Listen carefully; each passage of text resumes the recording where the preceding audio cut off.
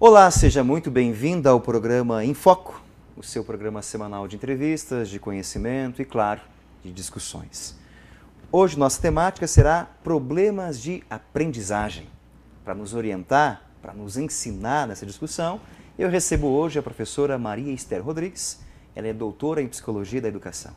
Professora, seja muito bem-vinda a esse espaço de discussão sobre temas importantes e, no caso, os problemas de aprendizagem. Obrigado pela presença. Obrigada, eu agradeço o convite. Para começar a conversa, professor, para calibrar a discussão, existe um conceito, digamos, correto ou talvez aproximado do correto do que seria problema de aprendizagem? Olha, problemas de aprendizagem, na verdade, são vários conceitos, né? Porque problemas de aprendizagem, na verdade, podem ser relacionados a inúmeras causas, a inúmeros fatores, né? Então, existem aqueles que são relacionados a causas neurológicas, né? Quando a gente fala em problemas de aprendizagem, geralmente as pessoas pensam em primeiro lugar nesses problemas. Geralmente no senso comum, eu já imagino a doença, né? Exatamente, Nesse aspecto, né? Exatamente. Então, existem problemas que são relacionados a causas neurológicas, provavelmente algum tipo de funcionamento cerebral, né, atípico, né, de crianças, que dificulta, então, o aprendizado ou de leitura, ou de aritmética, né, cálculos em geral, e também prejudica a escrita, né? Então, esses seriam os três principais tipos de problemas de aprendizagem.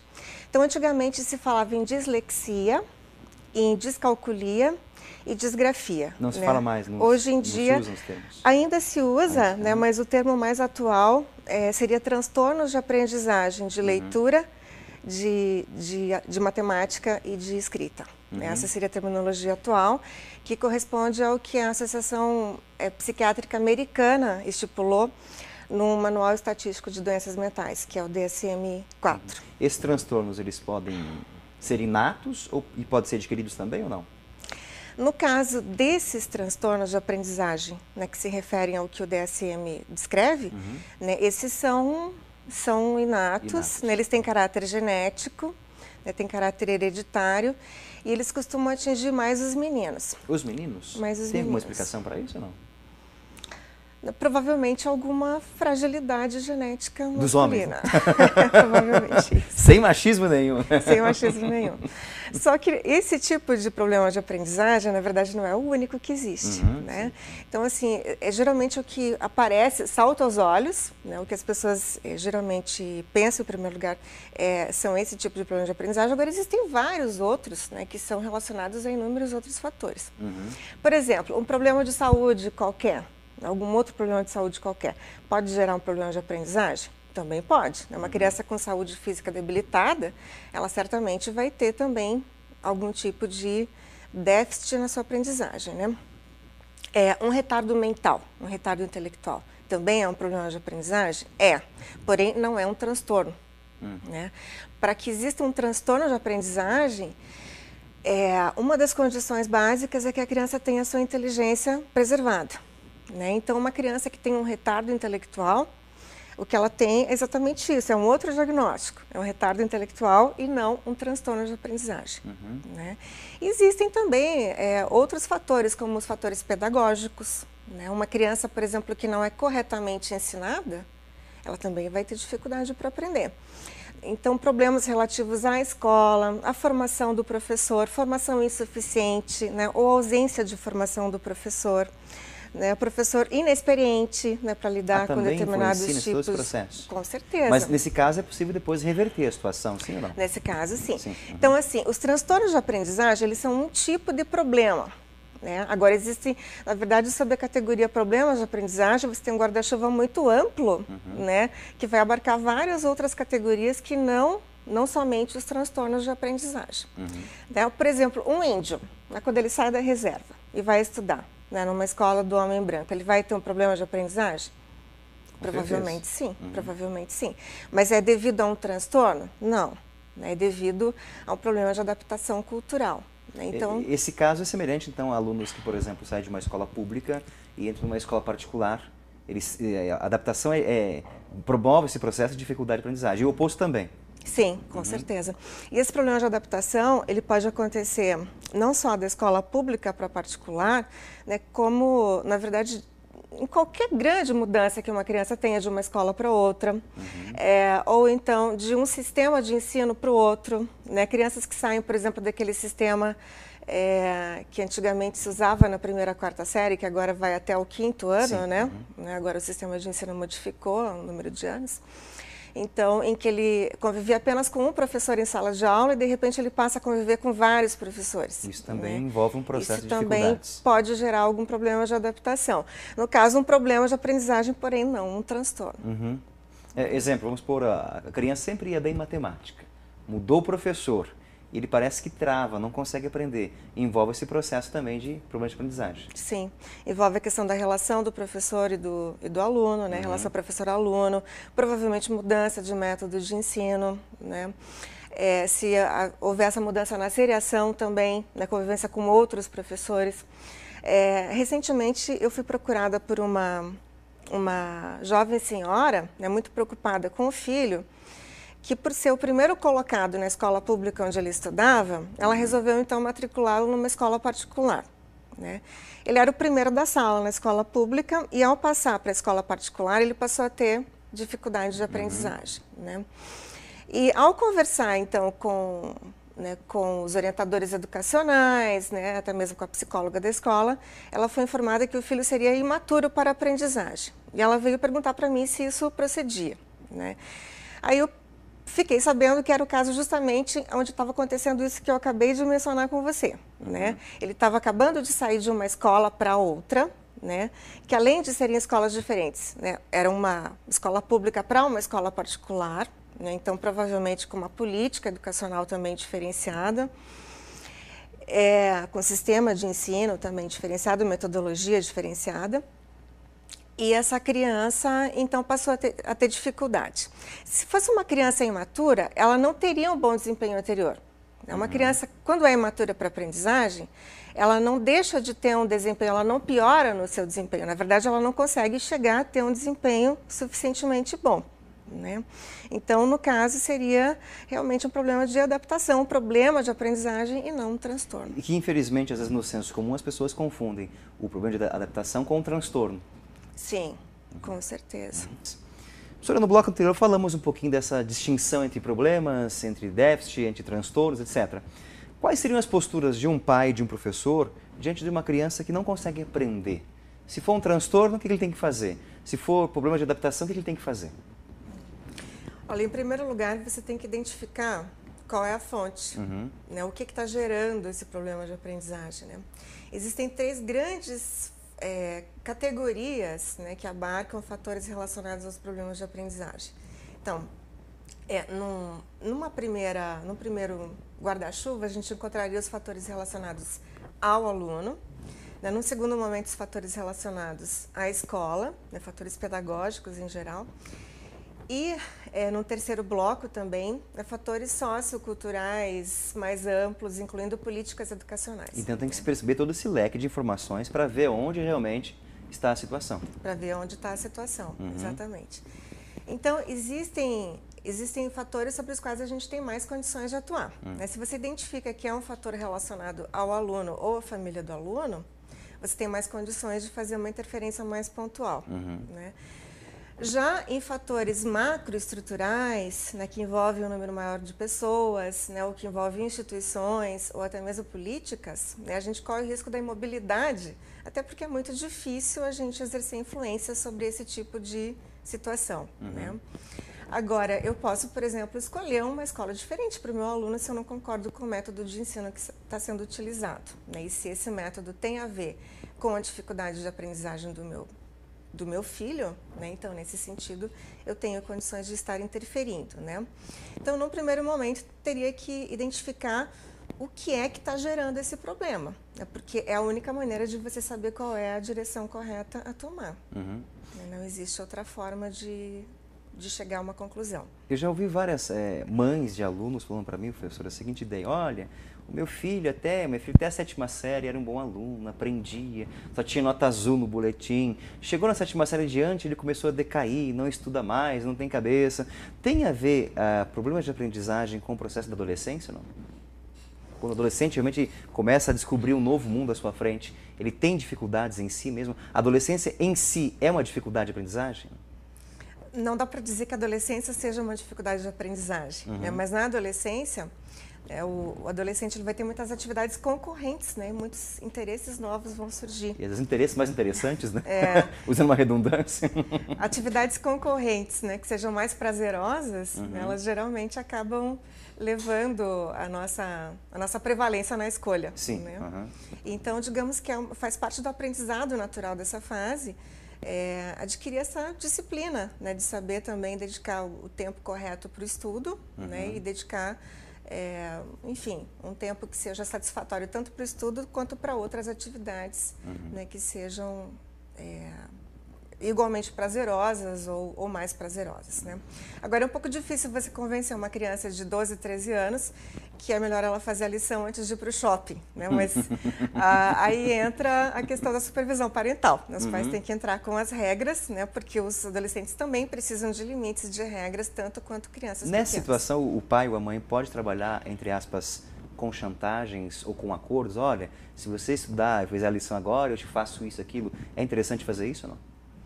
Com chantagem, eu acho que não é interessante trabalhar nunca, né? Mas com limites claros e limites que sejam coerentes, sim. Né?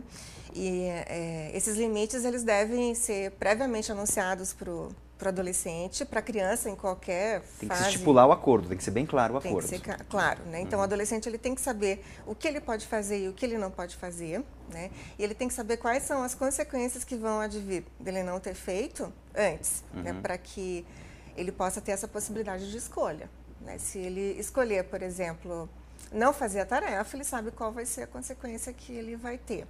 E o pai também tem que assinar com uma consequência que ele tenha condições de cumprir, né? Porque você não pode assinar com uma consequência que depois você não cumpre, né? Aí você ensina o seu filho de que aquilo que você, enfim, anuncia não deve ser levado a sério. Sim, acordos claros tanto da parte dos filhos, né?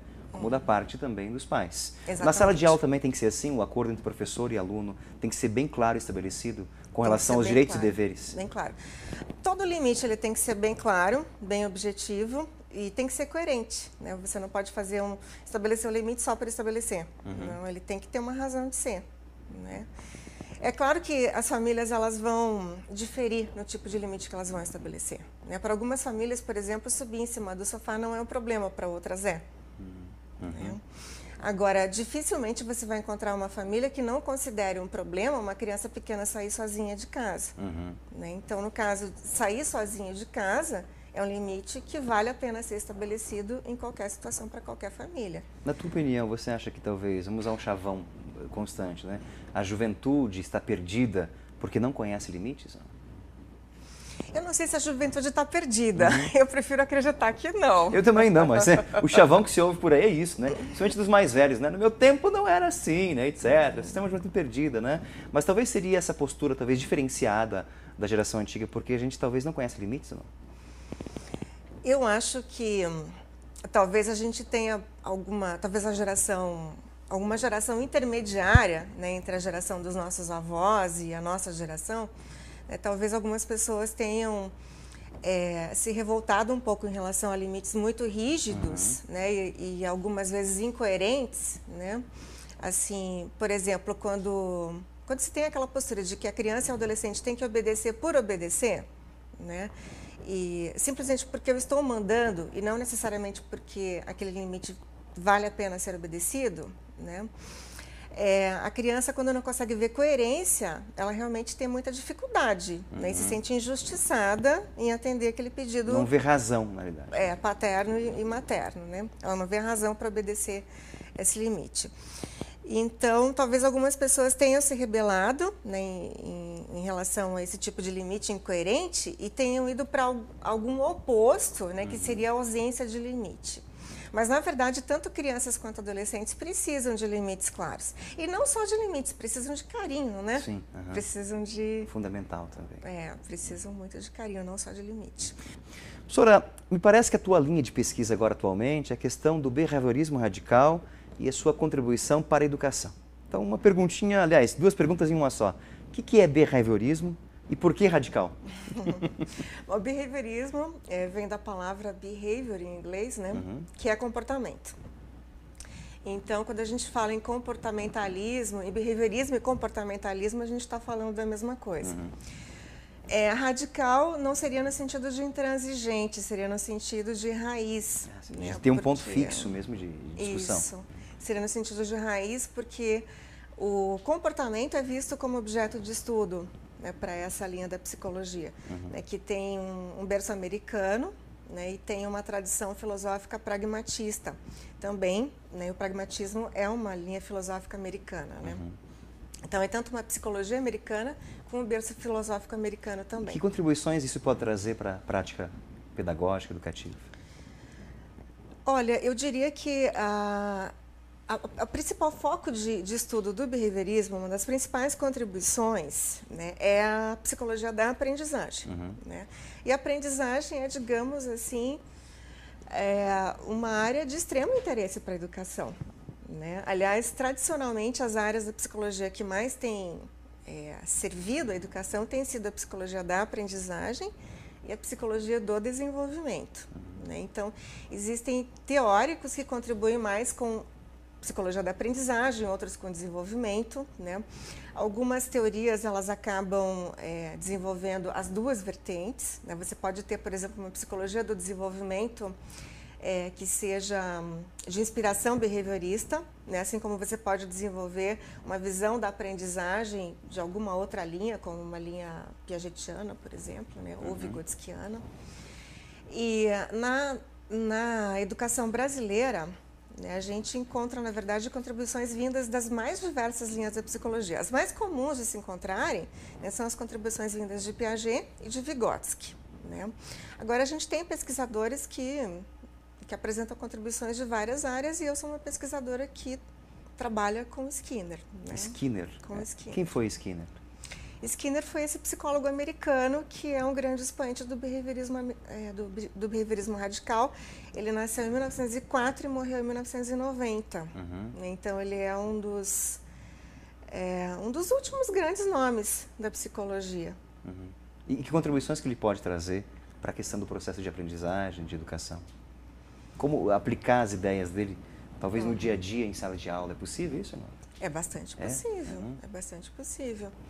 A gente pode explicar vários processos que ocorrem dentro da sala de aula, né, através dos princípios básicos de aprendizagem. A gente pode desenvolver técnicas de ensino também que são baseadas, né, nos princípios de aprendizagem, que são desenvolvidos em laboratório, mas que já foram extrapolados para situações humanas há muito tempo. Né? Digamos assim que aquele reinado do rato branco né, já acabou na década de 50. Né? Hoje em dia a gente já tem periódicos que se dedicam a publicar pesquisas feitas com seres humanos, né, desde a década de 60 até hoje.